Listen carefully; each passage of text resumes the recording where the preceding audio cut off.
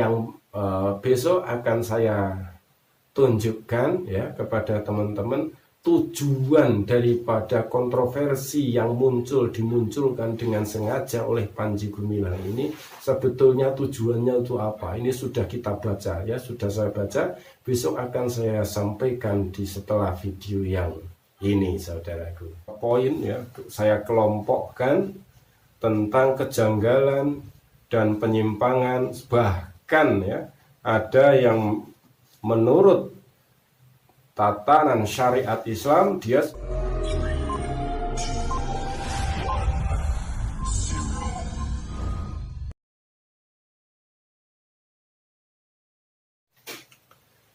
Assalamualaikum warahmatullahi wabarakatuh. Bismillah, alhamdulillah, la haula wa la quwata illa billah. Kembali berjumpa dengan kami saudaraku di channel Dai Alam. Semoga channel ini menjadi channel yang bermanfaat untuk seluruhnya ya. Semua rekan-rekan, teman-teman, saudara-saudara semua yang memirsa bisa mendapatkan tambahan pengetahuan dan tambahan keberkahan. Saudaraku, ketika ada sebuah kemungkaran tapi kita diam saja, tidak ikut andil berbicara, ataupun tidak ada rasa di dalam hati kita untuk menolaknya, maka sesungguhnya kita ada di dalam golongan kemungkaran tersebut. Maka untuk menghindari kita digolongkan sama Allah dari golongan orang-orang mungkar, maka di sini akan saya bahas kembali tentang penyimpangan-penyimpangan yang dilakukan oleh Pondok Al Zaitun langsung dari pimpinannya yaitu Syekh Panji Gumilang. Untuk saat ini saudaraku akan saya sebutkan beberapa poin ya, saya kelompokkan tentang kejanggalan dan penyimpangan, bahkan ya ada yang menurut tatanan syariat Islam dia sebetulnya sudah keluar dari Islam gara-gara kalimat dan cara menilainya di dalam hukum Islam itu sendiri.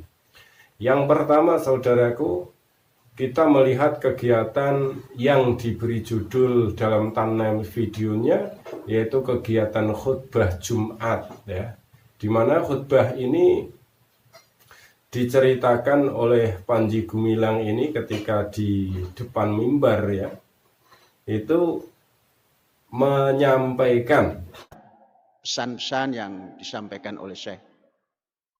Jumat ini, mari kita memahami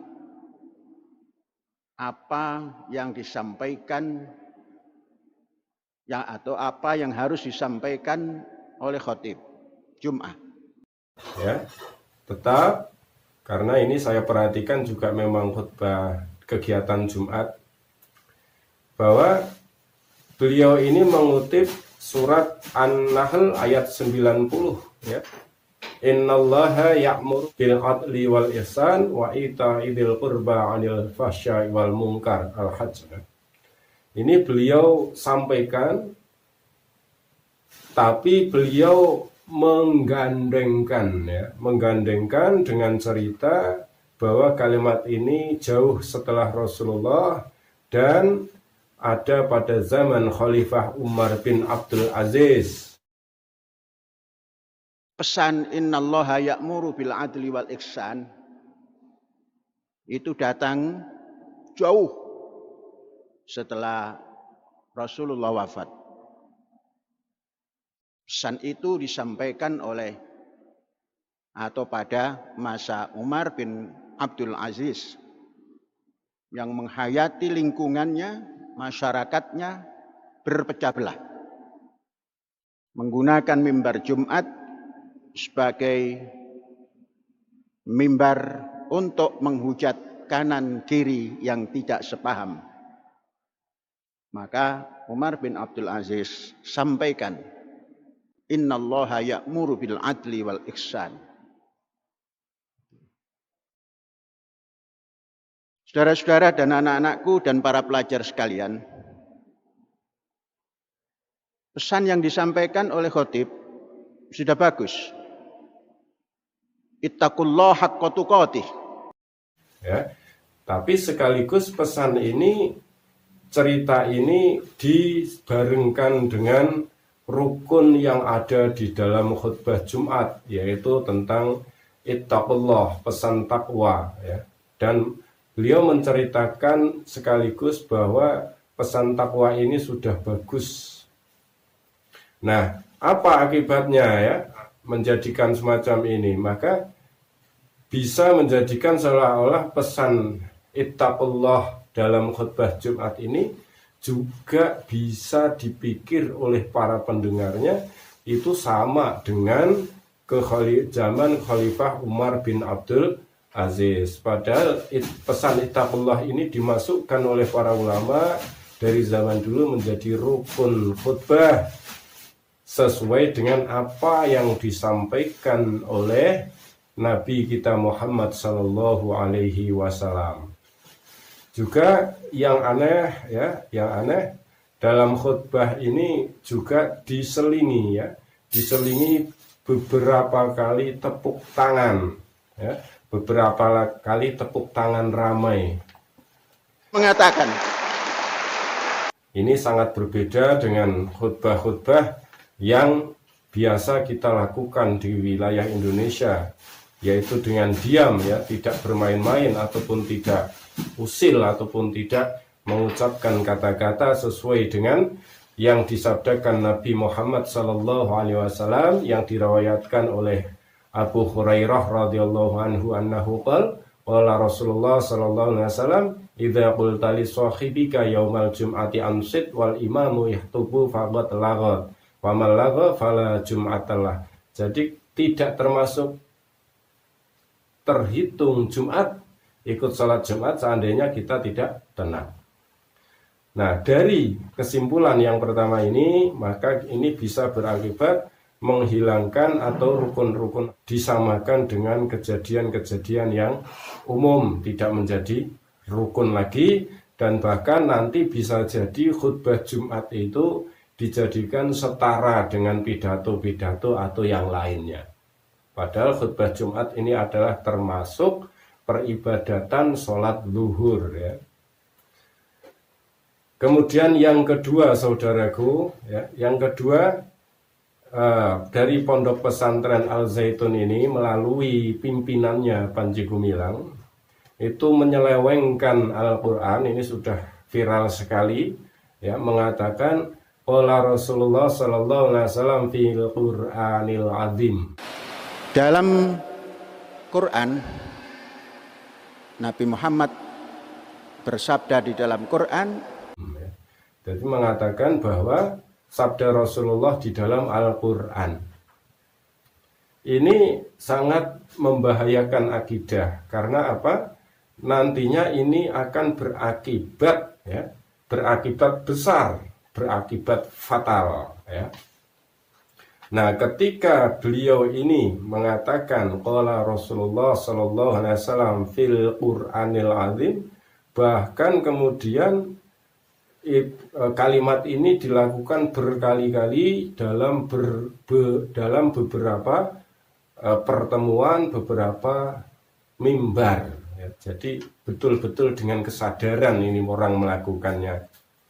Bahkan seolah-olah hadis ini, ya, hadis ini yang diriwayatkan perawi yang disebut sahih, muttafaqun alaih dan lain-lain, ini seolah-olah dibawa ke arah sebuah rekayasa atau sebuah penemuan pemikiran-pemikiran di belakang setelah Rasulullah Shallallahu Alaihi Wasallam. fahmu.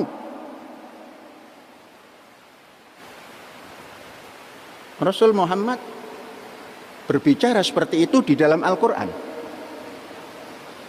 Benar. Tidak sahih, tidak dhaif, tidak muttafaqun alaih, benar.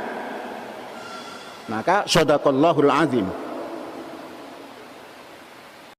Jadi beliau menilai bahwa yang benar sabda Nabi adalah dalam Al-Quran. Padahal, ya, kalau menjadikan sabda Nabi sebagai Al-Quran, maka pertama akan dituhankan ya, pertama kali dituhankan karena ucapannya ada di dalam Al-Quran. Padahal Nabi Muhammad itu kita sama-sama tahu bahwa Nabi adalah hanya utusan ya.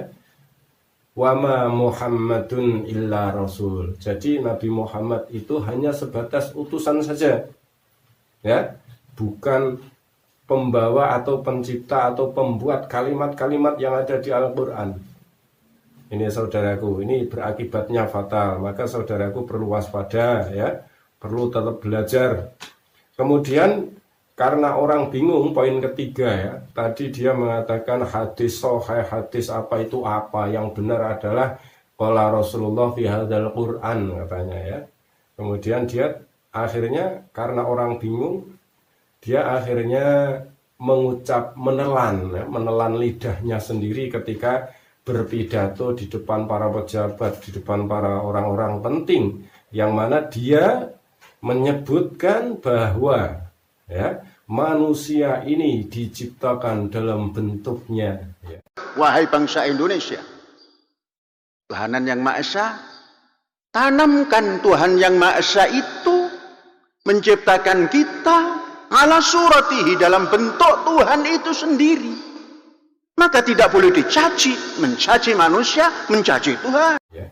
Manusia ini diciptakan dalam bentuknya, dalam arti mengarah kepada bentuk Allah kalimat-kalimatnya. Walaupun pejabat, walaupun orang punya kekuasaan, nyatanya juga ketika mendengar hari ini mana ada bisa memprotes ataupun apa, diam ya, diam akhirnya.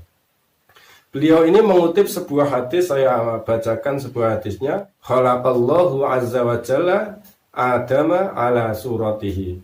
Jadi artinya Allah menciptakan Adam dalam bentuknya ya. Ini adalah sebuah hadis. Padahal tadi di poin kedua saya sampaikan beliau mengatakan enggak sahih, enggak apa ya, membuang kebenaran hadis, dilarikan kepada Al-Quran. Maka akhirnya dia menelan ludahnya sendiri. Di poin ketiga yang saya kumpulkan ini, dia mengutip hadis ya. Jadi cara pengertiannya beliau ala suratihi, sesuai dalam bentuknya tihi ini dibawa kepada dhamir Allah itu, padahal tidak bisa ya, karena di dalam Al-Qur'annya itu ada kalimat laisa kamislihi syai'an, tidak ada satupun barang atau makhluk atau bentuk yang menyerupai Allah Subhanahu wa ta'ala. Ini saudaraku yang dirahmati Allah. Terus akibat daripada pidato ini apa? Akibat daripada pidato ini sama masih. Orang akan merasa dirinya menjadi Tuhan, orang akan merasa dirinya sama dengan Tuhannya, dan orang akan merasa dirinya bisa berkemampuan sama seperti Tuhannya. Dan nanti ujungnya adalah dia tidak akan berketuhanan, saudaraku yang dirahmati Allah. Kemudian lanjut poin yang kelima yang saya usulkan, yang saya kumpulkan, yaitu dia mentafsirkan Al-Quran dalam 3 ayat surat Al-Fajr ini semaunya sendiri. Ini ya, walaupun kita ini sudah mendengar, melihat berulang-ulang videonya, di sini akan saya bahas lagi. Irji'i ila rabbiki radiyatan mardiyah. Jadi kalau saya bacakan 3 ayat akhir dari surat Al-Fajr ini adalah ya ayyatuhan nafsul mutmainnah irji'i ila rabbiki radiyatan mardiyah fadkhuli fi ibadi wadkhuli jannati. Ini penyelewengan artinya sudah luar biasa ya. Ila rabbiki, kembali pada tatanan negaramu, radiyatan mardiyah, dengan sukarela. Wadkhuli fi ibadi, jadilah bangsa Indonesia, wadkhuli jannati, tatalah negara Indonesia sebagai surga. Mengartikan kembali kepada tatanan negaramu dengan sukarela ketika dalam ayat irji'i ila rabbiki radiyatan mardiyah. Bahkan dalam hal ini dia dengan begitu percaya diri sampai-sampai kesombongannya muncul karena dia merasa dia yang mentafsirkan sendiri. Padahal ini namanya bukan tafsir ya, namanya ini adalah ngawur, mengartikan ngawur. Kalau tafsir itu harus melalui syarat-syarat orang bisa mentafsirkan Al-Quran, antara lain harus menguasai 18 keilmuan di dalam syariat Islam, termasuk nahwu, shorof, lughat, dan lain-lain, bahkan asbabun nuzulnya. Tapi beliau ini mengartikannya dengan semaunya sendiri. Apa akibatnya pada kita sebagai pendengar, pada manusia sebagai pendengar, umat yang lainnya? Maka ini akan berakibat bahwa Al-Quran ini hanya menata tatanan dunia saja, ya. Perkara akhirat, tentang surga akhirat disamakan dengan kesenangan dunia, disamakan dengan kemakmuran dunia, dan lain-lain. Maka ini akan berakibat akhirat akan hilang, dan nanti dianggap bahwa apa akhirat ya apa yang ada di dunia ini. Ini adalah penggiringan manusia kepada sifat-sifat penghilangan atas Tuhan, saudaraku. Kemudian yang kelima, ini mengartikan juga tentang surat Ad-Duha ayat yang keempat, yaitu tentang walal akhiratu khairul laka minal ula. Maka ini diartikan, dan sungguh yang kemudian itu lebih baik dari yang permulaan. Ini sesungguhnya arti daripada ayat ini. Tapi beliau mengatakan masa depan lebih baik daripada harus lebih baik daripada masa lalu. Jangan mengartikan masa depan itu akhirat. Akhirat saja enggak tahu. Menghadapi masa depan jangan pernah ragu. Walal akhiratu khairul laka minal ula. Masa lalu, masa depan jauh lebih bagus daripada masa lalu. Jangan diterjemahkan walal akhiratu khairul laka minal ula itu akhirat lebih bagus daripada dunia. Jangan. Kalian akhirat saja nggak tahu. Dia bilang begitu kan. Ini penghilangan akhirat lagi, saudaraku. Jadi walal akhiratu khairul laka minal ula, tafsir arti sesungguhnya adalah dan sungguh yang kemudian ini adalah dari dunia, dan kemudiannya adalah akhirat. Ini jauh lebih baik daripada yang awal-awal ini adalah dunia. Maka masih berakibatnya masih sama, yaitu apa? Penghilangan, ya. Menghilangkan kehidupan akhirat, ditukar masuk ke dalam cukup melihat dunia saja, saudaraku. Nanti kalau sudah cukup melihat dunia, menganggap bahwa akhirat ya sekarang, surga ya kalau dunianya senang, neraka ya kalau dunianya sengsara, ini maka akan lebih mudah manusia dibawa kepada orang-orang yang anti Tuhan, saudaraku. Kemudian poin yang keenam ini adalah poin yang paling parah, ya, di mana beliau mengatakan Adam diciptakan sebagai manusia yang pertama, katanya dalam Al-Quran, mengatakan, menyimpulkan ini bisa jadi betul. Banyak sekali nama-nama Asmaul Husna menjadi nama Nabi. Saudara-saudara, Adam yang kita sering mengatakan bahwa manusia pertama, bisa jadi betul, juga bisa jadi meleset.